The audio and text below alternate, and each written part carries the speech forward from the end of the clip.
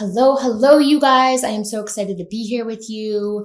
It has been far too long since we've been alone, and I've done a solo episode since before Christmas. And I just am fresh off of a trip from Florence. I went and visited my aunt and uncle and my cousins there. My one cousin's studying abroad, so took an opportunity to hang out with them for a few days and have a break from school while they were on this side of the world.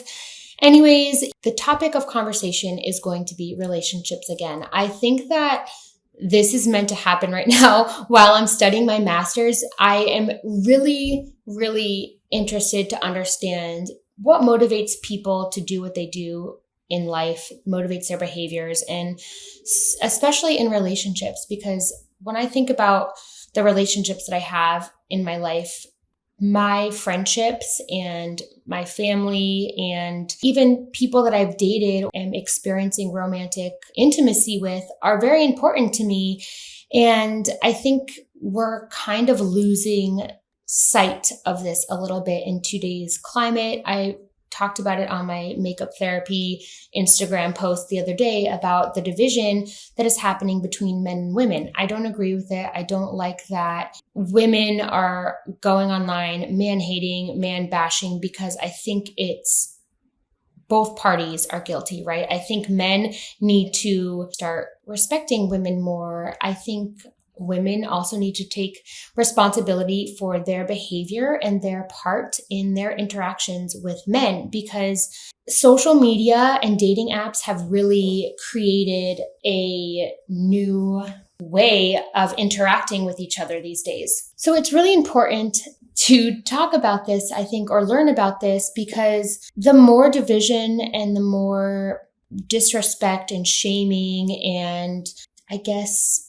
lack of compassion and respect that we have for each other, the harder it's going to be in relationship. We need to learn how to come together instead of hating on each other or shaming each other. Like I said, it's not cool. It's not funny to make a joke of it. Yeah, men should be called out on their behavior, but women, you guys also need to be realistic here. So, for instance, if you're a woman and you, are projecting your emotional crap onto guys, unresolved traumas, if you're taking past shit from relationships and blaming it on the current guy that you're with and you're not healing yourself, then that's not good.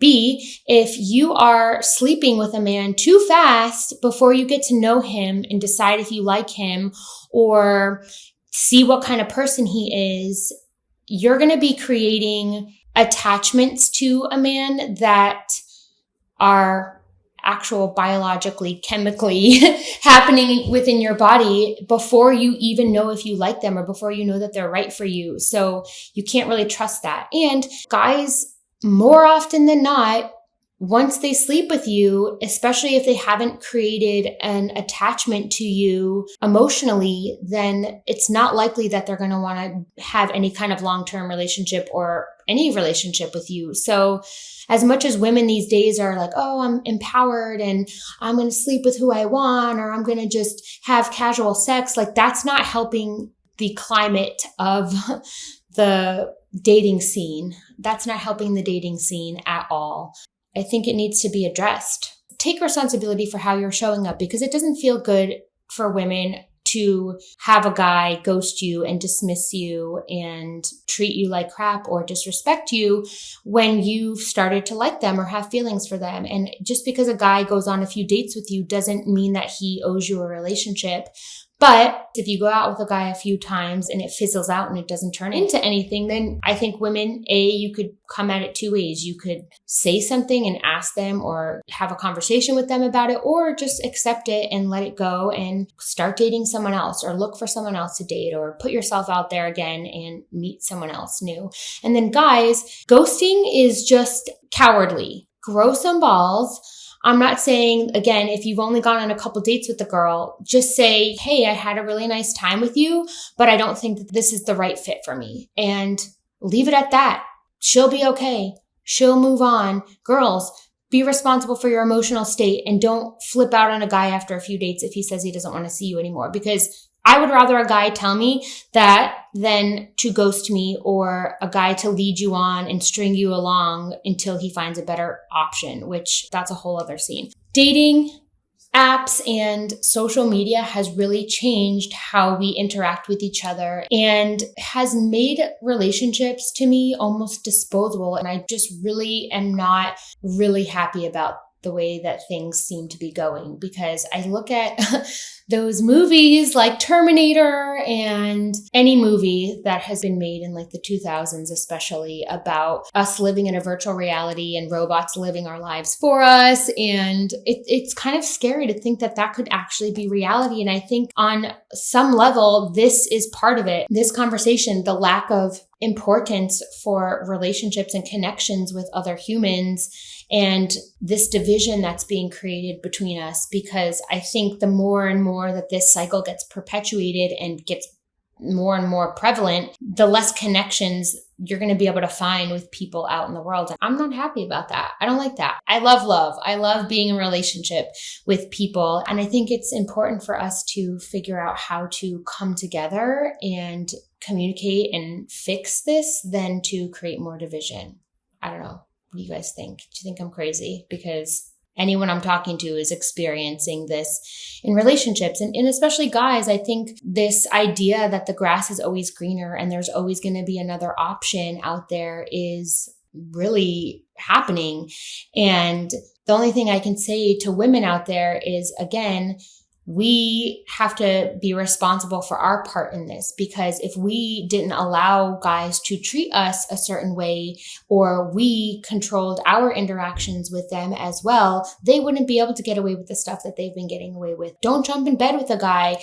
This whole Tinder, like casual sex thing that women are perpetuating, it's not empowering you guys. It's actually degrading you. And it's making it difficult for the rest of us to find people that want to be in a relationship and be respectful.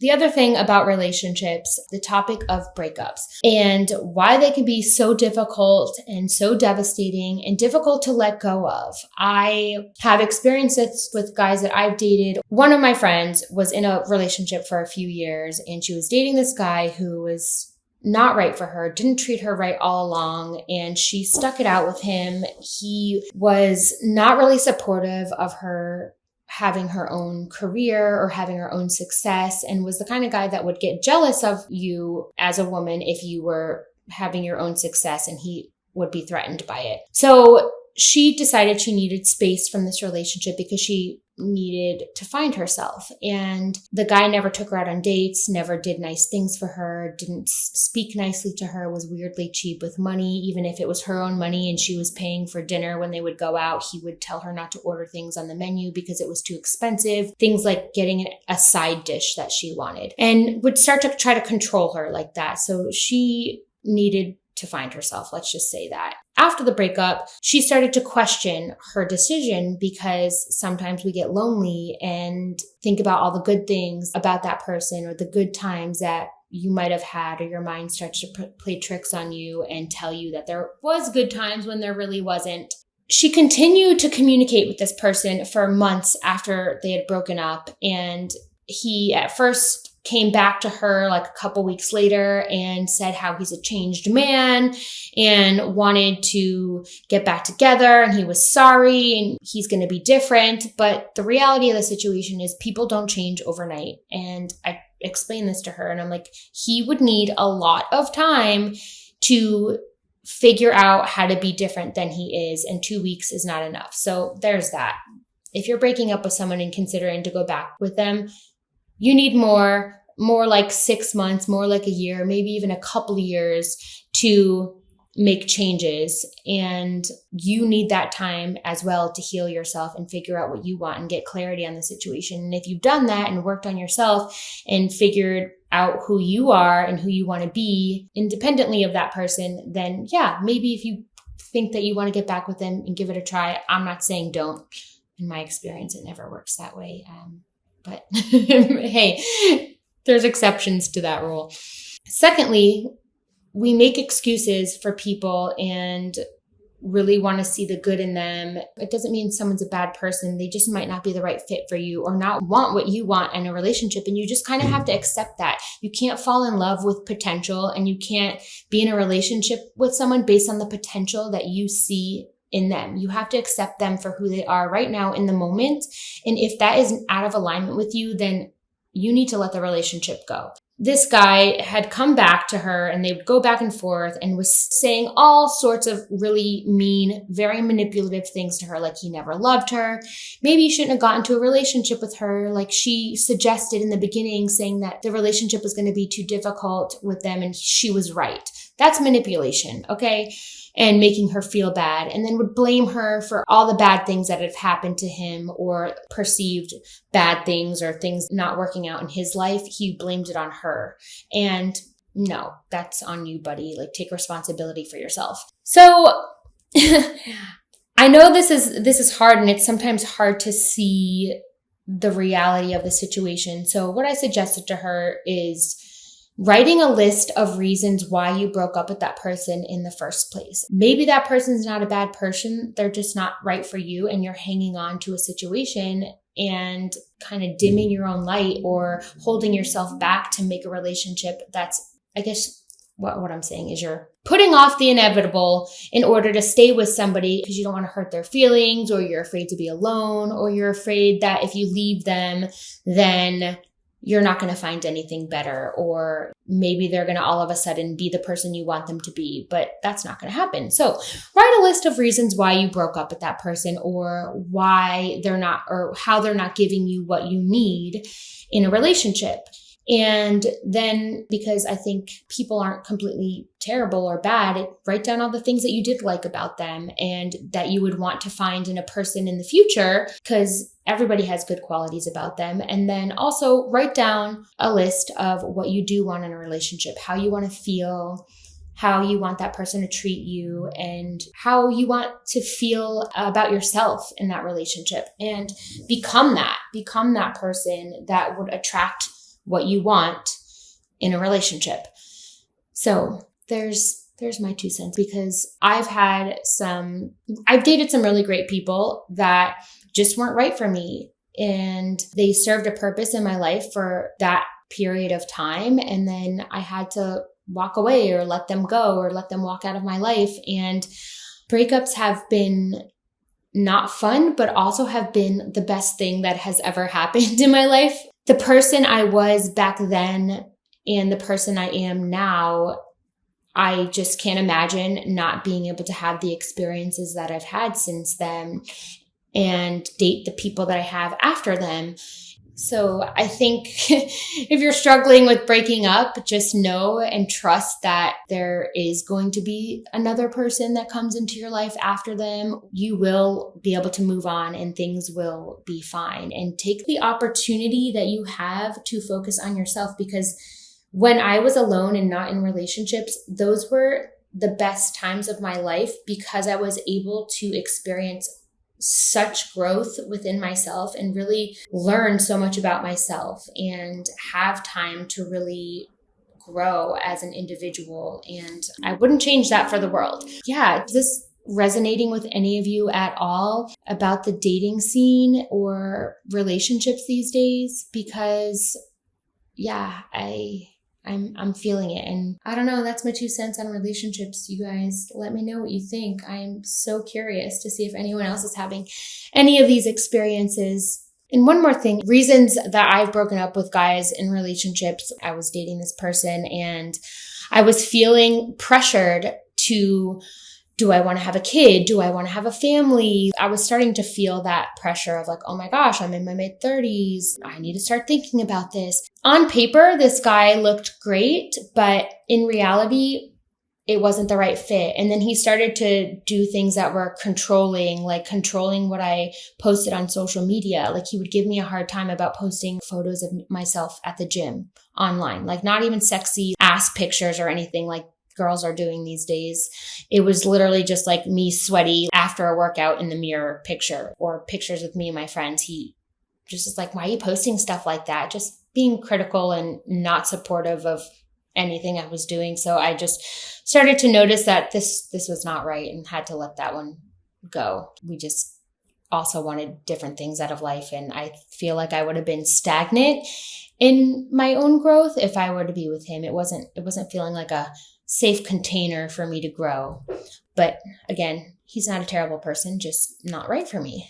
Another guy I really was in love with. I had experienced the terrible, most difficult breakup of my life, actually with this person, because I really loved them, really cared about them. And it was the first time I really felt deceived in a relationship, I guess, by someone else. And I thought about my own participation in this because I think I did ignore red flags or really wanted to believe who he said he was and who I felt he was when we were together. But this person wasn't honest. He was dishonest, and he, I think, cheated on me early on in our relationship when he went to Ibiza with his friends. And I saw some girls' names on his phone screen when his phone lit up one time when it was near me. I'm not one to like be suspicious of guys. I'm actually like quite naive and just believe who people tell me they are when I meet them. But this person also told me that they need their privacy. And when you're dating someone and in a relationship, having to say that to someone was very weird to me because no one's ever said that to me. And I thought that was like suspicious because I literally am a person that gives the other person I'm dating with space. I was not like being intrusive. But anyways, I saw his phone screen light up next to me and I looked at it and I saw a bunch of girls' names on his phone screen. And I was just like, you know what? Have your privacy. That was a very bad relationship ending for me because it was, the first time I've ever experienced like heartbreak and potential like cheating. And this reminds me of something important that I want to say about soul contracts. If you guys have never read the book Soul Contracts by Carolyn Myss, check it out.